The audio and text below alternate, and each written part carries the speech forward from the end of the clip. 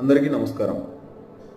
సాధారణంగా మనకి ఇదివరకు ఏవైనా మన ఇంట్లో పనికిరాని వస్తువులు ఉంటే అవి తీసుకొని మనకి ఆనియన్స్ కానీ లేకపోతే చక్కెర కానీ అమ్మేవాళ్ళు ఇంతకుముందు మన చుట్టూ వచ్చేవాళ్ళు.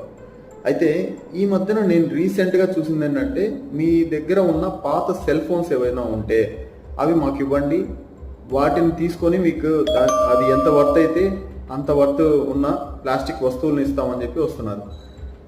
ఇది నాకెందుకో సస్పీషియస్గా ఉంది. ఒకవేళ వీళ్ళు మీ పాత సెల్ ఫోన్లో మీరు వాడినప్పుడు తీసుకున్న ఫొటోస్ కానీ ఇంకా ఏమైనా మీ పర్సనల్ డేటా అక్కడే ఉండిపోయి ఉంటుంది.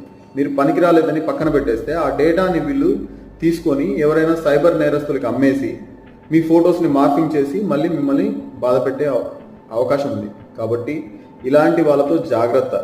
మీ సెల్ ఫోన్లో మెమరీలో ఉన్న తీసుకొని డేటాను తీసుకొని మళ్ళీ మిమ్మల్ని బెదిరించే అవకాశం ఉంది. జాగ్రత్త. Thank you.